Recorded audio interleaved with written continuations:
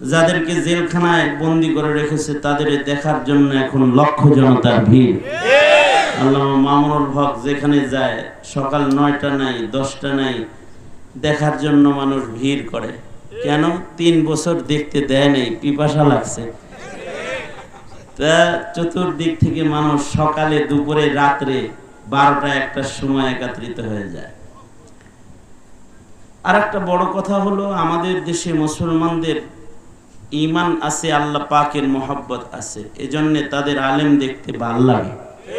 এটা তাদের ঈমানের অংশ। আলেমদের কথা শুনতে ভাল লাগে, আলেমদের চেহারা দেখলে তাদের হৃদয় শান্ত হয়, এটা ঈমানের হিস্সা। ঈমান থেকে ওলামাদের মহব্বত জাতির হৃদয়ে আছে। এই মহব্বত যারা কাটতে চেয়েছে তারা দেশেও জায়গা পায় নাই, এই জাতি তাদেরকে মাটি দিয়ে হাইটা যাইতে দেয় নাই, উইরা যাইতে বাধ্য করেছে। সুতরাং এটা একটা নিয়ামত, এই নিয়ামতের শুকরগুজার হই। আওয়াজ করে বলুন আলহামদুলিল্লাহ। আরো জোরে আওয়াজ করে বলেন আলহামদুলিল্লাহ। এই খোঁচাখুচি সুতা টানাটানি বাদ দিই, এগুলো না করি। আয়াত ও হাদিস থেকে কিছু কথা আপনাদের কানে দেওয়ার ইরাদা, তাই কোনো ভূমিকা ছাড়া আমি আমার আলোচনায় প্রবেশ করতেছি। আল্লাহ তাআলা কিছু উপকারী কথা আপনাদের কানে পৌঁছায় দেওয়ার তৌফিক দান করেন। আপনারা দোয়া করুন, বলুন আমিন। আল্লাহ পাকের একটা আজব নিয়ামত হলো মুহাব্বতের নিয়ামত। নিয়ম হলো যেই বিষয়ে মানুষের হৃদয়ে মহব্বত পয়দা হয় ওই বিষয়টা কঠিন হইলেও ওই বিষয়টা করা মানুষের জন্য মহব্বতের কারণেই সহজ হয়। যে কোনো বিষয়ে মহব্বত থাকলে পরে কঠিন জিনিস সহজ হয়। এ কারণেই মুরব্বীরা কয়, যদি থাকে বন্ধুর মন গাং পাড়ি দিতে কতক্ষণ। মহব্বত থাকলে পরে নদী নদী মনে হয় না, ঠান্ডা ঠান্ডা মনে হয় না। জালালউদ্দিন রুমি রহমতুল্লাহ আলাইহি লিখেছেন যে প্রেমে মহব্বতে পইরা নদী পার হইয়া শীতের দিনে যায় মাসুকার দরজায় দাঁড়াইছে। প্রেমিকায় কয়, আইলা কেমনে গো, এই ঠান্ডার ভিতরে নদী পার হইলা কেমনে? কই নদী? আসলে মহব্বতের কারণে নদী আর নদী মনে হয়নি। প্রেম থাকলে পরে কঠিন বস্তু সহজ হয়। এই কারণেই আল্লাহ তাআলা মায়েদেরকে প্রেম দান করছেন, মহব্বত দিয়েছেন সন্তানের, যেন কঠিন মায়ের কাছে সহজ হয়ে যায়। সন্তান পালা একটা কঠিন কাজ, মায়ের কাছে এটা পান্তা ভাতের চাইতে সহজ কাজ। মায়ের কাছে সন্তান লালন সহজ। মা বিরক্ত হয় না, কষ্ট কষ্ট মনে করে না।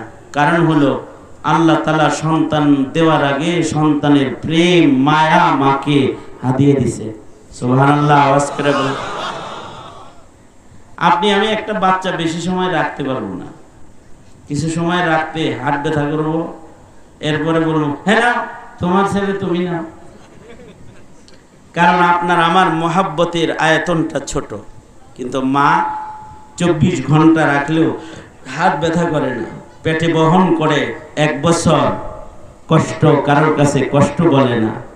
বরঞ্চ এই সন্তানের নড়াচড়া বন্ধ হইলে মা কাঁদে। মায়া ভালোবাসার কারণে কষ্ট মা সহজ হয়ে গেছে। পেশাব পায়খানা সাফ করা মার কাছে গন্ধ লাগে না, মহব্বতের কারণে। আমনে শরীরে যদি গেলে মুইটা দেয় তা আপনি 2 আঙ্গুল দিয়ে ধরবেন, এই সরাসরি।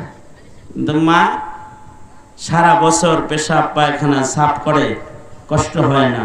কারণ মাকে আল্লাহ তাআলা সন্তানের মমতা ভালোবাসা মহব্বত দান করছেন।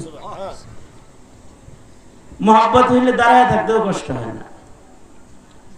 প্রেমিকার জন্য অপেক্ষা করে, স্কুল কোন সময় ছুটি হইব এক নজর দেহ গার্লস স্কুলের সামনে যায় দাঁড়ায় গেছে, ঠ্যাং ব্যথা করে না, রোদ্রের ভিতরে তাও। কিন্তু ইমাম সাহেব যদি কেরাত লম্বা করে তো পিছন থেকে কাম নাই তো কোনো, কি বড় সূরাটা ধরছে দেখছস। কিন্তু যার ভেতরে আল্লাহর মহব্বত আছে সে আবার ছোট কেরাত হইলে আফসোস করে, আহ আমার রবের কোরআন পড়তেছে, হুজুর আর একটু পড়তে পারলো না। আল্লাহু আকবার বলে। আর জোরে করে বলেন আল্লাহু আকবার। কারণ বয়ে থাকতে দাঁড়ায় থাকতে নামাজে তার ভালো লাগতেছে। কার মহব্বতে? আওয়াজ করে বলেন কার মহব্বতে? আল্লাহর মহব্বতে ভালো লাগতেছে।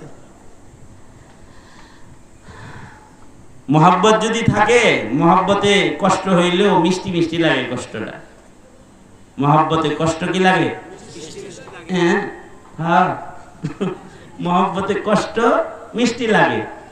जफा जो इश्क में होती है वो जफा ही नहीं, जफा जो इश्क में होती है वो जफा ही नहीं,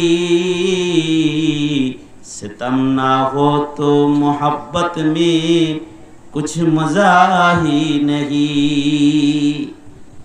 मोहब्बते कष्ट करले এই কষ্টটা ভালোই লাগে। কষ্টের কষ্ট মনে হয় না, কষ্টের ভেতরে একটা মিষ্টতা অনুভব হয় প্রেমের কারণে, মহব্বতের কারণে। এই কারণে আবেদের ইবাদতে যদি কষ্ট হয়, বিজে জায়গায় বহাইছে কষ্টটা একটা মেঘ তো হইছে, কাদা হইছে, নিচের থেকে খালি ঠান্ডা ভাব উঠতেছে, আর মানে শুকনা লুঙ্গি নিয়ে আইছিল, ভিজে গেছে, এরপরেও ভালোই লাগতেছে। যাক একটু ভিজতেছি আল্লাহর জন্যই তো। এটা একটা মহাব্বত, এটা একটা মহাব্বত। মহাব্বতের কারণে এটি ভাল লাগে।